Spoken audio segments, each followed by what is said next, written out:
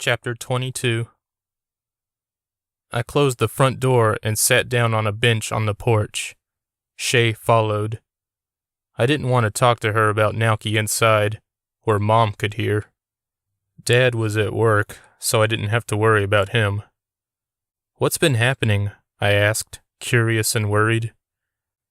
"I returned to the island shortly after the giants attacked.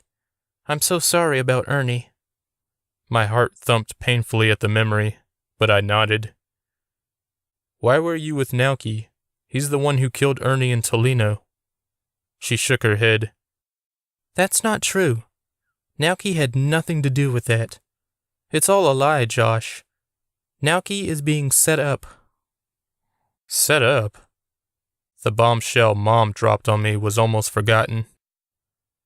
"A few weeks ago, Naoki abducted me and took me to his realm.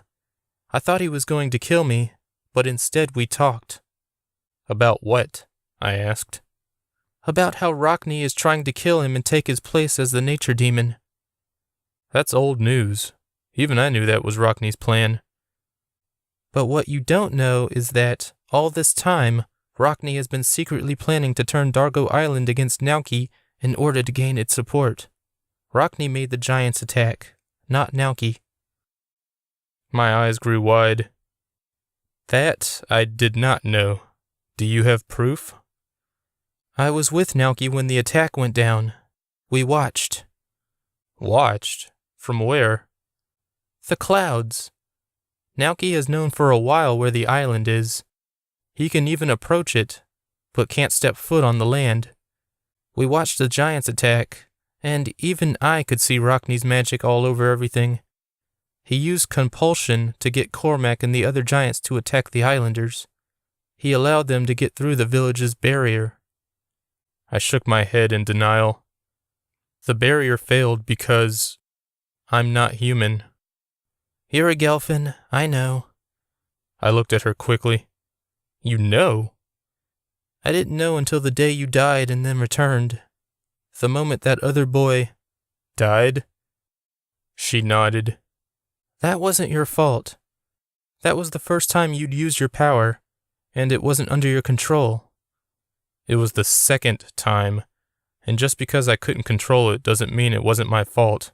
But whatever." "Don't whatever me. Just listen. The barrier is enhanced by humans, and even you powered it. The barrier is supposed to keep out anyone who acts as a threat to Rockney or the other residents. The reason it didn't work is because Rockney allowed them in." "To scare the Dargonians into joining his cause against Naoki?" I asked. "Yes." "So, Rockney's the bad guy, not Naoki?" Shay sighed. "Yes, unfortunately.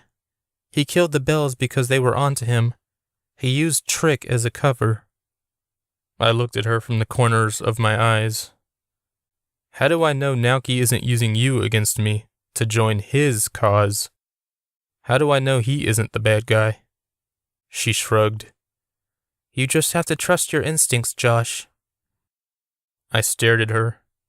I barely knew her, but she had introduced me to this magical world of wizards, dwarves, and nature demons.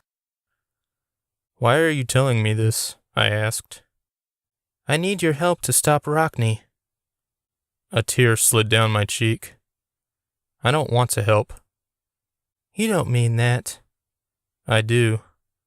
I got up and went back inside, leaving Shay alone on the porch. I dreamed about Naoki that night, of course. I had only myself to blame. I didn't put on the amulet before going to bed. Deep down, I wanted to talk to him. Even though I told Shay I didn't care, we both knew I was lying. I couldn't get Dargo Island out of my mind, and I doubted I ever would. Naoki showed up as Estevan again. We were in a tornado funnel, spinning a few feet off the ground. I got a little nauseated and tried to focus on my friend's face. "Shay spoke with you?" Naoki asked from Estevan's lips. "Yes. What's going to happen now?" "We're going to storm Dargo Island tonight and capture Rockney." "You're going to use Shay?" "Shay, And someone else. I narrowed my eyes, which helped with the nausea. Who else? An inside man. He took over your job after you quit. He's been giving us information for 2 weeks now. Oh. Something seemed off about the way he told me this. Who took my job?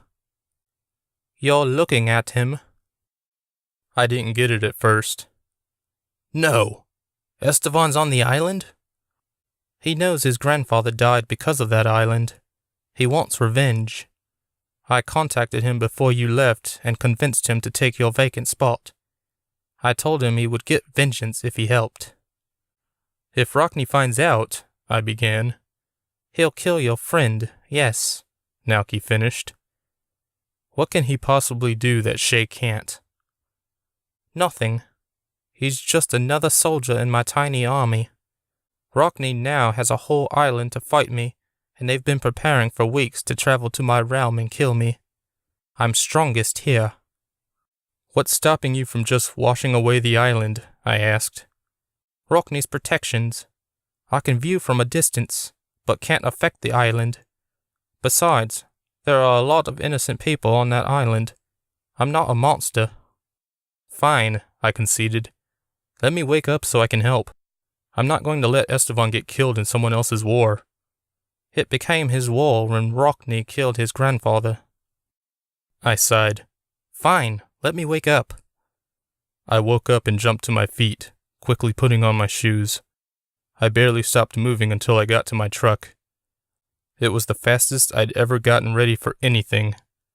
I drove as fast as possible to Dallas.